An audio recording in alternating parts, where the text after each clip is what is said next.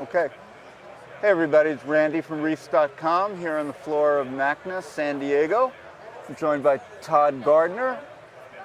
Hi. Well known to most of you out there. Todd is the MASNA 2013 Aquarist of the Year. He's a professor of, what's your actual title, Todd? Professor of Marine Biology. It is Professor of Marine Biology at Suffolk Community College out on Long Island. Yep. Longtime aquarist, and probably best known for two things actually. For the first to spawn and raise a large number of marine tropical fish, as well as collecting tropical strays off the coast of Long Island.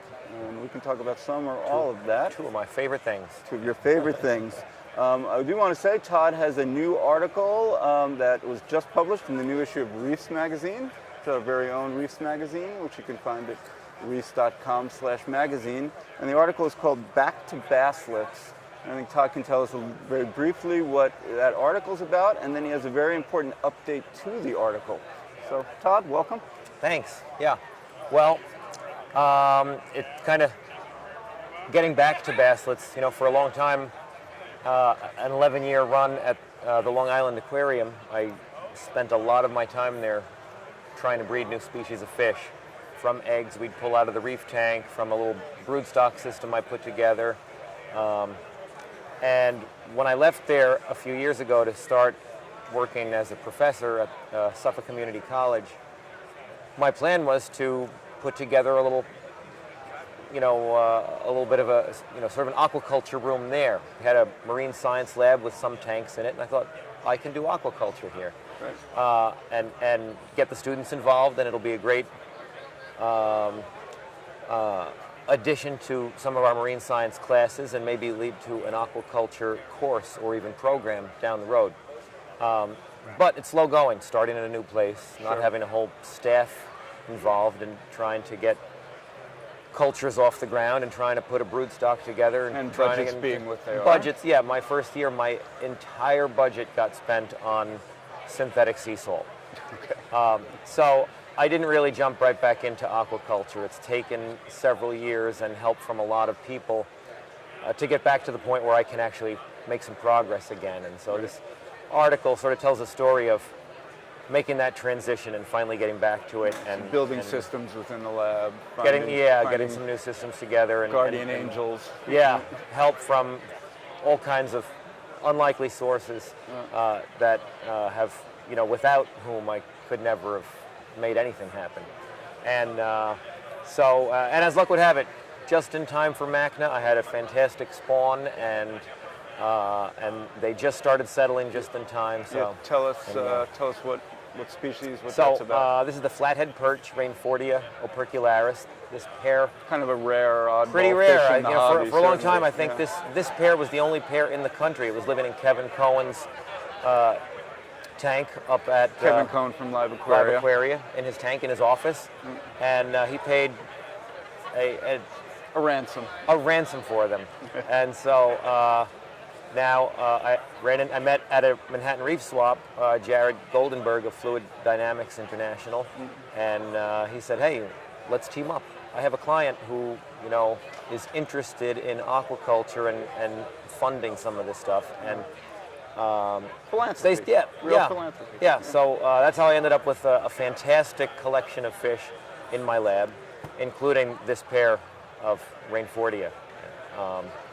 I hear there's another pair in the country now that just sold for $12,000, so the price isn't coming down anytime soon.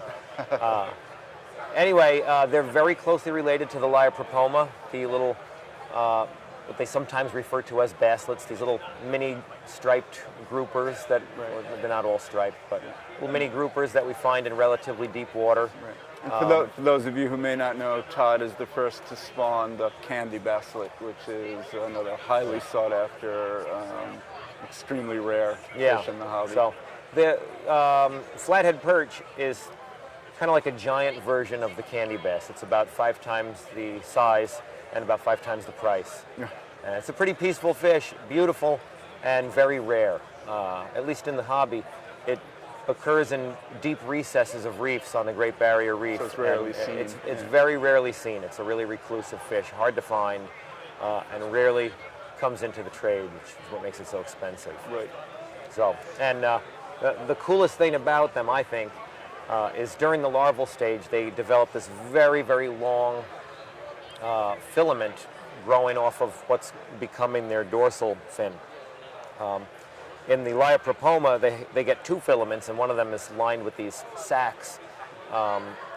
No one's ever really been sure what their function is. They look like a rope of balloons trailing behind the... So the Rainfordia doesn't get the balloons, and it doesn't get two filaments, just one, but still really an amazing developmental sequence looking at these things. And they're at 30 days old, these larvae are over 1 centimeter long, still in the plankton, and their filament can be 20 times their body length. That's incredible. Yeah. I mean, and it's only, scientists looking at these larvae from plankton samples that have been sitting around on museum shelves look at these filaments and say, what could they be for? But it's only now that we've produced some images and videos of live larvae swimming around, because nobody's ever seen these things in the wild swimming so with it's these. hard to determine what the function So can now be, that right? now that they're looking at these things on video with these long filaments, they're realizing, wow, that looks just like a siphonophore tentacle. And these guys are mimicking. What's a siphonophore? Siphonophore for those of us is, who don't know. It's a colonial cnidarian that belongs to the class Hydrozoa. So related to jellyfish? It's not a jellyfish, but it's the Portuguese man-o'-war is the best example. Okay. It's the example of a siphonophore that everyone knows. Which would imply to me that it stings. It stings Okay. very badly. Okay. And so this long trailing filament looks very much like a siphonophore tentacle that's typical in relatively deep water. That's a very plausible explanation of at least one of its functions, right? It also seems to act as the way, kind of like how a kite tail functions to stabilize a kite in flight, the way it's always trailing back. So it might have some other hydrodynamic function as well. Yeah. So these basslets tend to have a very long larval stage, as far as I know. Yeah, correct? up to, in the case of the candy bass, the ones at least that I raised at the aquarium settled in 120 days. That's fantastically long. Horribly long. Yeah. I wouldn't be here right now, probably, if if Rainfordia had a larval stage quite that bad. The Leiopropoma rubra, the Swiss guard bass, only goes about. Our first one settled at 69 days, so a little bit better. And these guys, and I was hopeful they'd have a shorter larval period because of first noticing that they don't have a terribly wide geographic range, at least as far as we know. Which would mean they would drift longer. A very long larval period usually indicates that, a very wide geographic range often indicates a very long larval stage. Because they drift in the currents forever. Right? So I was hopeful it might not be quite as bad as a candy bass. When I saw only one filament forming and not two and no sacs on them, that gave me some more hope that maybe this wouldn't go on until Thanksgiving. Right. And sure enough, right before, in the day or two before I left for MASNA, the first one settled, and the rest of them looked like perfect timing. They actually behaved. They looked at the calendar and they kind of said, it felt miraculous. Let's cut this guy a break. He's worked so hard. I needed a break too. It was a long, dry stretch of not raising anything. Right. So how many days was that settlement? The first one seemed to drop out of the plankton at 37 days. And actually that guy was getting scared because his filament was getting tangled and causing him a lot of stress, so I snipped it with a pair of scissors. But the others that are settling now, they're losing their filaments on their own. They're just falling to the bottom and getting, starting to just deteriorate. So when you say settlement, that's effectively closing the loop? It means they've gotten through the larval stage. They're kind of brown as newly settled juveniles, so they don't have the bright striping yet. Right.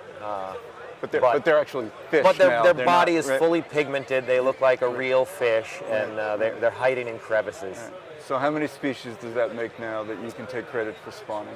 That'll be number 53. 53. That's pretty incredible. And how many does that make of you're the first one to do it?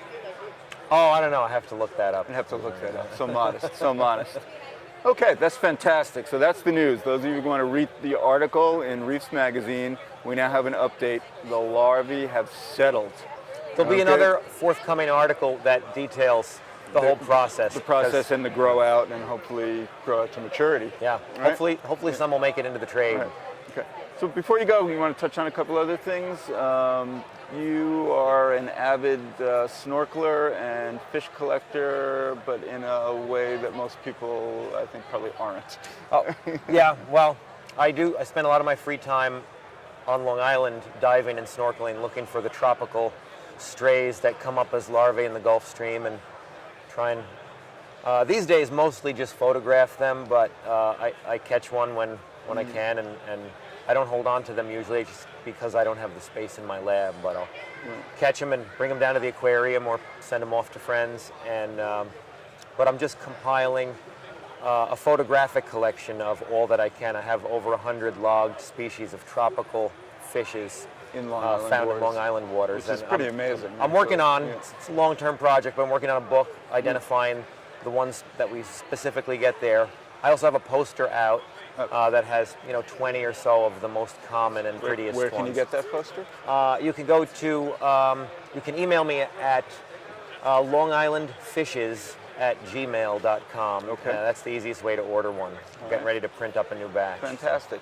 And because you can't help but jumping in the water, here we are in San Diego on the West Coast, where you rarely are. And what have you done for the past 3 days besides be at the conference? Yeah, I blew off a couple of the most important talks, figuring I'll catch them online later. And I had to jump in the water and see what was around. So And what did you see? leopard sharks.